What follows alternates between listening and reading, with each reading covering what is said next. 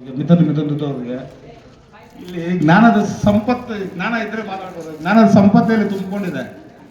ಇದ್ರ ಮುಂದೆ ಏನ್ ಮಾತಾಡ್ಬೇಕು ಅಂತನೂ ಗೊತ್ತಾಗ್ತಾ ಇಲ್ಲ. ಫಸ್ಟ್ ಆಫ್ ಆಲ್ ಹೇಳ್ಬೇಕಂದ್ರೆ ನಮ್ಮ ಪ್ರಭಾಕರ್ ಸರ್ ಬಗ್ಗೆ ಹೇಳ್ಬೇಕು.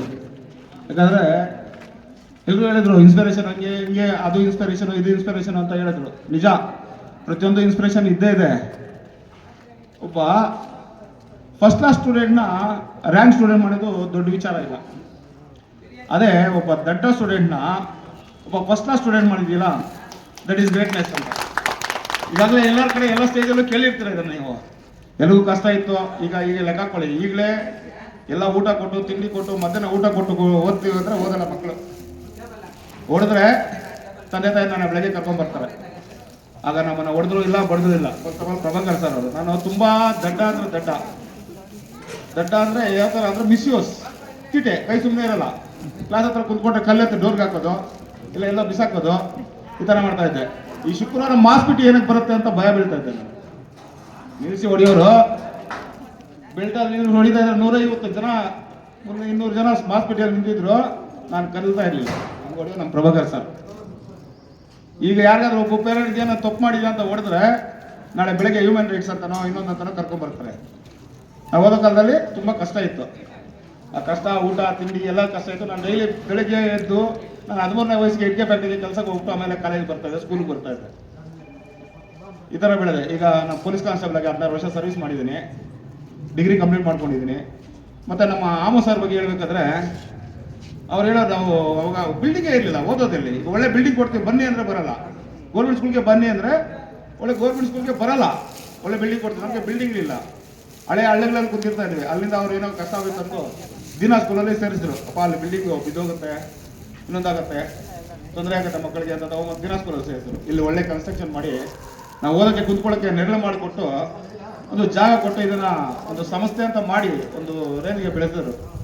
ಅವ್ರ ಕಡೆಯಿಂದ ಸಹಾಯ ಬಗ್ಗೆ ಪ್ರತಿಯೊಬ್ಬರು ಬೆಳಿಬೇಕಾದ್ರೆ ಒಬ್ಬರು ಅಂತ ಇಲ್ಲ. ಇಲ್ಲಿ ಸೇರಿರ್ತಕ್ಕಂಥ ನನ್ನ ಗುರುಗಳೆಲ್ಲರೂ, ಎಲ್ಲ ಗುರುಗಳು, ಎಲ್ಲ ಹಿರಿಗುರುಗಳು, ಈಗ ಅನಿಲನ ಆಗ್ಬೋದು, ಇನ್ಸ್ಪಿರೇಷನ್ ಅಂತ ನಮ್ಮ ಸಹಪಾಠಿಗಳು ಒಬ್ರು ಹೇಳಿದ್ರು. ಇನ್ಸ್ಪಿರೇಷನ್ ಇದೆಯಲ್ಲ, ಅದು ಮೇನ್ ಇಂಪಾರ್ಟೆಂಟ್ ಅಂತ. ನಮ್ಮ ಮರಣ ಮಿಸ್ ನನಗೆ ಕ್ಲಾಸ್, ನಾನು ಹೋಗ್ತಾ ಇದ್ದೆ ಎರಡೇ ಕ್ಲಾಸ್ಗೆ ಕಾಲೇಜಲ್ಲಿ. ಇದೆಲ್ಲ SLC ಫೇಲ್ ಆದ ಒಂದ್ಸಲ, ಆಮೇಲೆ ಪಾಸ್ ಮಾಡಿಕೊಂಡೆ. PCಗೆ ಹೋದೆ. PCಲ್ಲೂ ಅವಾಗ ಕಷ್ಟ ಇತ್ತು.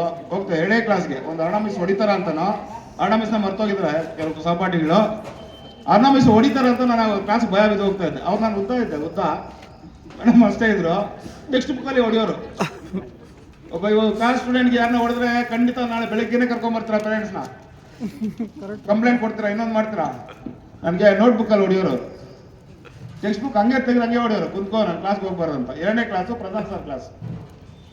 ದಡ್ಡ ಈಡೇಟ್ ಇದೆಯಾ, ನೀನು ಸ್ಟುಪಿಡ್ ಇದೆಯಾ, ನೀನು ಕ್ಲಾಸ್ಗೆ ಬರಬೇಕು ಅಂತ. ಹಂಗೆ ಆ ಥರ ದಡ್ಡ ಇದೆ. ಎಲ್ಲ ಸಹಪಾಠಿಗಳು ನಾನು ಸಹಮಿತರಿಗೆ ಎಲ್ರಿಗೂ ಗೊತ್ತಿದೆ. ಇಲ್ಲಿ ಏನಂತ ಕ್ಲಾಸಿಗೆ ಹೋಗ್ತಾ ಇದ್ದೆ, 2ನೇ ಕ್ಲಾಸು, ಓದ್ತಾ ಇರಲಿಲ್ಲ.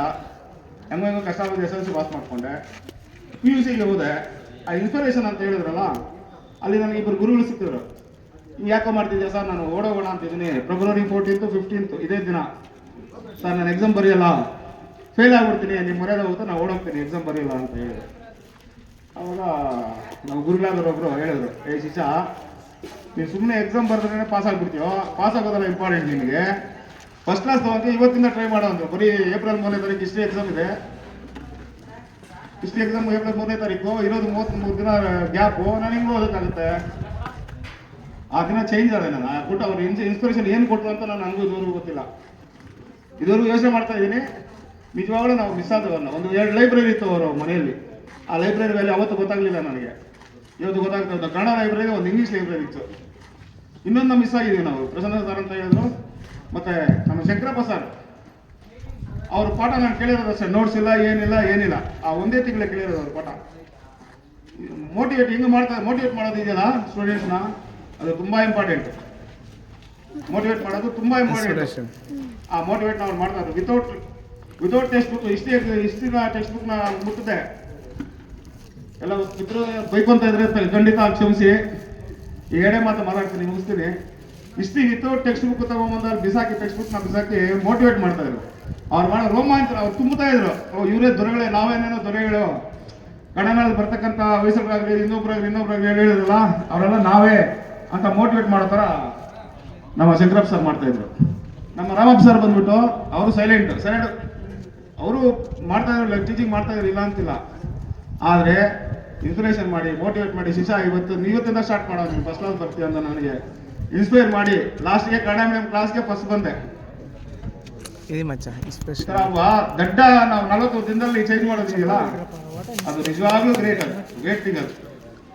ಅದನ್ನ ನಾನು ಒಬ್ಬ ಡಮ್ಮಿ ಸ್ಟೂಡೆಂಟ್, ಅದಕ್ಕೆ ಹೇಳ್ತಾ ಇದ್ದೀನಿ. ಇಲ್ಲಿ ಆಲ್ಮೋಸ್ಟ್ ಎಲ್ಲ ಟೀಚರ್ಸ್ ಇದ್ದೀರಾ, ಲೆಕ್ಚರ್ಸ್ ಇದ್ದೀರಾ. ನೀವು ಒಬ್ಬ ರ್ಯಾಂಕ್ ಸ್ಟೂಡೆಂಟ್, ಫಸ್ಟ್ ಕ್ಲಾಸ್ ಸ್ಟೂಡೆಂಟ್ನ ರ್ಯಾಂಕ್ ಮಾಡೋದು ಖಂಡಿತ ಇಲ್ಲ. ಒಬ್ಬ ದಡ್ಡ ಸ್ಟೂಡೆಂಟ್ನ ಖಂಡಿತ ಹೇಳಿ, ಏನೇ ದಡ್ಡ ಅಲ್ಲ ಕಣೋ, ನೀನು ಓದ್ತೀಯಾ, ಮೋಟಿವೇಟ್ ಮಾಡಿ, ಇನ್ಸ್ಪಿರೇಷನ್ ಮಾಡಿ. ಖಂಡಿತ ಒಬ್ಬ ಸಮಾಜನ ತಿದ್ದಕ್ಕೆ ಪೊಲೀಸ್ ಕೈಯಲ್ಲೋ ಯೋಧ ಕೈಲಾಗಲ್ಲ, ಕಾಯ್ಬೋದು, ಬೇರೆಯವ್ರ ಕೈಲಾಗಲ್ಲ. ಒಂದು ಸಮಾಜನ ತಿದ್ದಕ್ಕೆ ಖಂಡಿತ ಒಬ್ಬ ಟೀಚರಿಂದ ಸಾಧ್ಯ ಇದೆ, ಒಂದು ಟೀಚರಿಂದ ಖಂಡಿತ ಸಾಧ್ಯ ಇದೆ. ಒಬ್ಬ ಪೊಲೀಸ್ ಹೇಳಿದ್ರೆ ಯಾವನು ಇಬ್ಬರು ಹೊಡಿತಾನೆ ಅಂತ, ಅದೇ ಒಬ್ಬ ಟೀಚರ್ ಹೇಳಿದ್ರೆ ಅದೊಂದು ಇನ್ಸ್ಪಿರೇಷನ್ ತರ ತಗೊಂತಾರೆ ಅವರು. ಖಂಡಿತ ದಡ್ಡನ ಯಾವತ್ತು ದಡ್ಡ ಅಂತ ಹೇಳ್ಬೇಡಿ.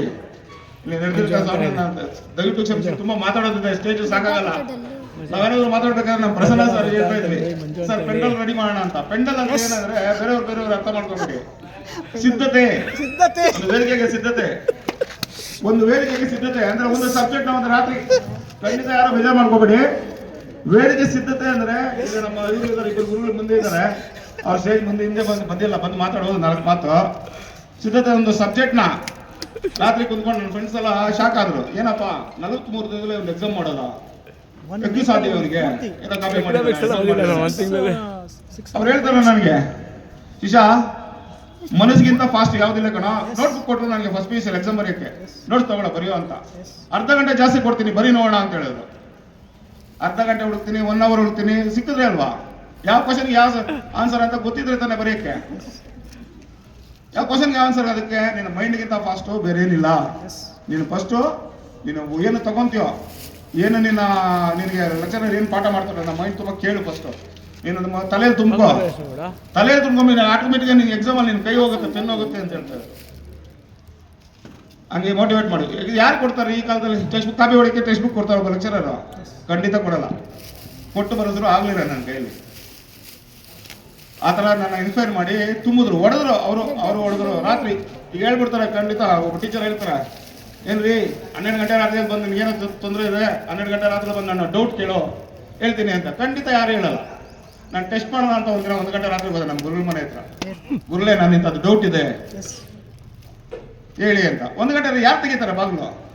ಯಾರು ತೆಗಿಯಲ್ಲ. ಅವ್ರು ಬಾಗಿಲು ತೆಗೆದ ಏನು ಡೌಟು ಸರ್, ಈ ಥರ ಡೌಟು. ಅವ್ರು ನನ್ನ ಬೈಕೊಂಡ್ರು, ಇನ್ನೊಂದು ಗೊತ್ತಿಲ್ಲ, ಏನು ಡೌಟು ನೋಡೋ, ನನ್ನ ಮರ್ಯಾದೆ ಹಾಳಾಗುತ್ತೆ, ನೀನು ನನ್ನ ಶಿಷ್ಯ ಅನ್ಸ್ಕೊಂಡ್ಬಿಟ್ಟಿದ್ದೆ, ಖಂಡಿತ ನೀವು ಪಾಸ್ ಆಗಲೇಬೇಕು ಅಂತ ಹೇಳಿ ರಾತ್ರಿ ಆಗಲು ಕಷ್ಟ ಬಿಟ್ಟು ಅವರು ಬಂದು ನನ್ನ ಜೊತೆ ಇದ್ದು ರಾತ್ರಿ ಆಗಲು ಇದೇ ಪಾರ್ಕಲ್ಲಿ, ಇದೇ ವಾಟರ್ ಹೌಸ್ ಪಾರ್ಕ್ ಇದೆಯಲ್ಲ, ಅದು ನಮಗೆ ಇನ್ಸ್ಪಿರೇಷನ್. ಅದು ಪಾರ್ಕ್, ಅದು ಸೋಲಾರ್ ಲೈಟ್ಸ್ ಇತ್ತು. ಸೋಲಾರ್ ಲೈಟ್ಸ್ ಕೆಳಗೆ ಓದಿಸಿದ್ದಾರೆ ಅವರು ನಮ್ಮನ್ನ.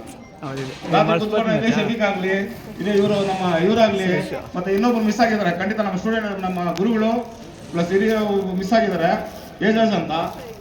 ಇನ್ನು ನಮ್ಮ ದೊಡ್ಡ ಹೊಡೆತವಾದ ಮಿಸ್ ಆಗಿದೆ, ನಮ್ಮ ದೊಡ್ಡ ಭಂಡಾರನ ಕಳ್ಕೊಂಡಿದ್ದೀವಿ ನಾವು. ಅದು ನಮ್ಮ ದುರದೃಷ್ಟ. ಖಂಡಿತ ಅವ್ರು ಇದ್ದಿದ್ರೆ ಇನ್ನೊಂದು 100 ಜನ ವರ್ಷಕ್ಕೆ ಒಂದು 100 ಜನನ ರೆಡಿ ಮಾಡೋರು ನಾವು. ದೊಡ್ಡ ಲಾಸು. ಅವ್ರೋಗಿ ಅಲ್ಲಿ ಸೇರ್ಕೊಂಡ್ರು. ಅಲ್ಲಿ ಹೋಗಿ ಸೇರ್ಕೊಂಡು ದಯವಿಟ್ಟು ಕ್ಷಮಿಸಿ, ಏನಾದ್ರು ಲೇಟ್ ಆಗಿದ್ರೆ, ಖಂಡಿತ ನಾನು ತಪ್ಪಾಗಿ ಏನೋ ಮಾತಾಡಿದ್ರೆ ಇಲ್ಲಿ ನೆರವೇರ್ತಂತ ಗುರುಗಳಿಗೆಲ್ರಿಗೂ, ಎಸ್ಪೆಷಲಿ ನನ್ನ ಗುರುಗಳಿಗೆ, ನಮ್ಮ ಮನೆಯಲ್ಲ ನಮ್ಮ ಹೊಂತೋಗಿದ್ದಾರೆ ಎಲ್ಲರೂ. ಕೆಲವರು ಅವ್ರ ಜೊತೆಯಲ್ಲಿ ಬರೋರು. ಒಬ್ಬ ಸ್ಟೂಡೆಂಟ್ ಬೆಳೆಯಕ್ಕೆ ಒಬ್ಬ ಲೆಕ್ಚರರ್ ಗುರು ಎಷ್ಟು ಕಾರಣ. ವರ್ಣ ಮಾತ್ರ ಕಲಿಸಿದ ಗುರು ಅಂತ ಯಾಕೆ ಹೇಳಿದ್ದಾರೆ ಅಂದ್ರೆ, ಒಂದು ಅಕ್ಷರ ಕಲಿಸಿದ್ರು ಎದುರುಗಡೆ ಇದ್ದಾರೆ, ಅವರೊಬ್ಬ ಗುರುನೇ.